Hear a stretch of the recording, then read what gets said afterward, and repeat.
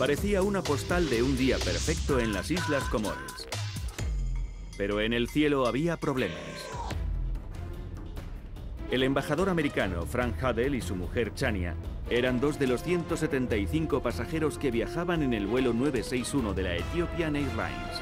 El avión literalmente cayó del cielo y se estrelló contra el Océano Índico.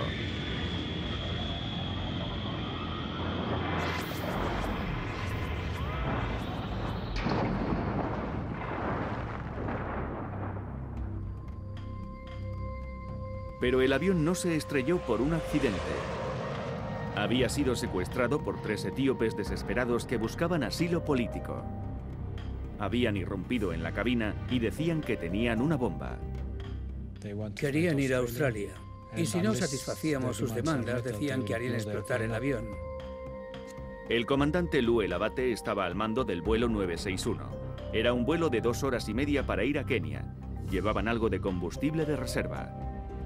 Los secuestradores hicieron que el avión volara durante 4 horas. El comandante sabía que se agotaba el combustible y, lo que es peor aún, el tiempo. Le dije al secuestrador, tenemos poco combustible y se van a parar los motores. Tengo que aterrizar o moriremos todos. Y contestó, eso es lo que queremos. No pude imaginar ni por un solo instante que alguien que no estuviera loco viera bajar el combustible y dejara que se vaciaran los helicópteros.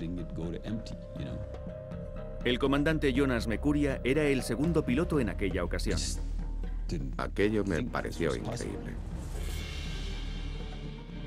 Por primera vez en televisión, aquellos valientes hombres nos cuentan lo sucedido en el vuelo 961. Hablé con el jefe de los secuestradores y le dije, nos quedan 30 minutos de vida. A menos que me deje aterrizar y repostar, no podremos ir a Australia.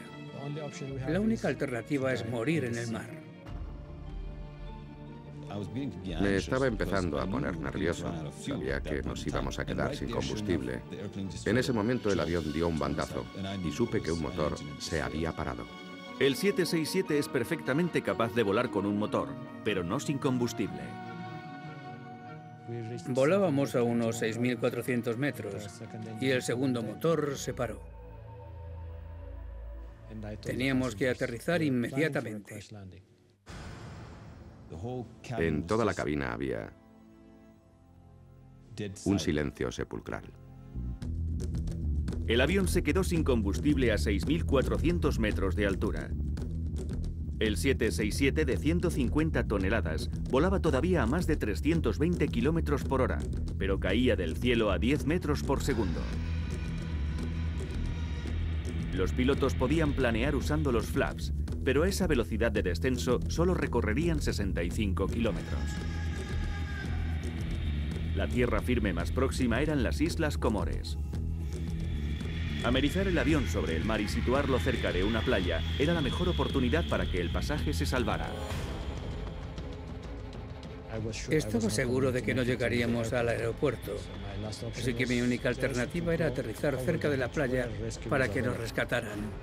Con el altímetro cayendo en picado, los 175 pasajeros se prepararon para lo inevitable.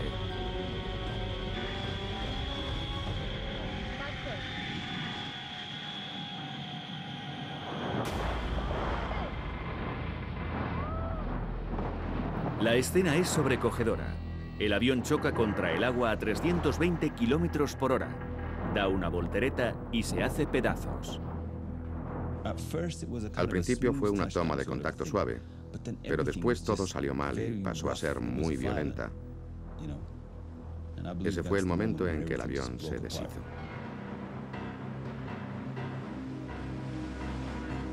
En pocos segundos, los turistas más cercanos se convirtieron en rescatadores y empezaron a sacar cuerpos del avión. Los secuestradores murieron en el impacto. Pero la decisión en el último momento del comandante Abate de posarse cerca de la playa salvaría 50 vidas. Una de ellas, la del embajador Frank Hadel. Recuerdo que me oí decir, estoy vivo, y miré hacia donde había desaparecido el avión. Fue arrojado a 100 metros del avión, la longitud de un estadio de fútbol americano. Solo me acuerdo de despertar y de estar flotando sobre el agua, aún en mi asiento. Subía y bajaba. Miré a la derecha donde había estado mi mujer, pero no estaba. El corazón me dio un vuelco. Chania Hadel había salido despedida 15 metros más allá de su marido. Entonces oí la voz de mi marido que decía, ¿estás viva? Lo que yo decía es, estoy vivo. Estoy vivo, eso dijo, estoy vivo. Abrí los ojos en cuanto oí su voz. Estaban vivos, solo con heridas menores. Todo un milagro, considerando que el avión se había estrellado contra el agua a unos 320 kilómetros por hora. Aunque parezca increíble, no fue el brutal impacto lo que partió el avión. Mientras la panza se deslizaba sobre el agua, el motor izquierdo chocó contra una barrera de coral bajo la superficie. Ese pequeño contacto catapultó al avión partiéndolo como si fuera una rama.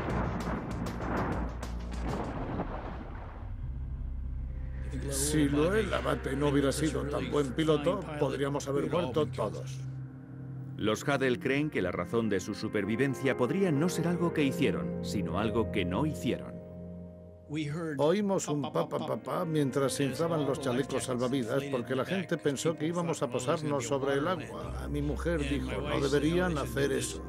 Cuando el avión chocó contra el agua, dio la vuelta y resultaba imposible nadar para salir si tenías el chaleco puesto.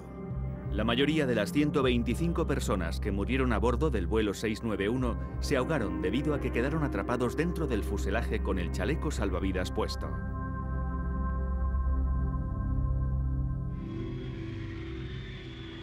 Lo he sentido mucho. Nadie debía haber muerto. Perdimos muchos pasajeros. Todavía sigo lamentándolo. Pero no pude hacer nada por ellos. Siento que no hiciéramos nada por ellos. Eso ocurrió antes del 11 de septiembre. Después de aquella fecha, los pasajeros no se quedan quietos sin intentar algo. Hasta el 11 de septiembre, el vuelo 961 de la Ethiopian Airlines fue el secuestro más sangriento de la historia de la aviación. En aquel tiempo, las cabinas de mando eran mucho más accesibles. Ahora están protegidas con puertas a prueba de bala y cierres con clave de seguridad. Y los auxiliares de vuelo controlan que el acceso a los pilotos sea mucho más difícil. Debido a la heroica acción de aquellos dos pilotos, 50 personas salvaron la vida. Gracias por llamarme héroe, pero no considero que lo sea. Solo cumplí con mis obligaciones profesionales. No creo que sea un héroe. Cumplí con mi deber. Hice lo que tenía que hacer. En este avión murió el 75% del pasaje, pero nosotros dos nos salvamos. Las probabilidades matemáticas eran de 1 contra 16 de que marido y mujer sobreviviéramos. Tuvimos mucha suerte.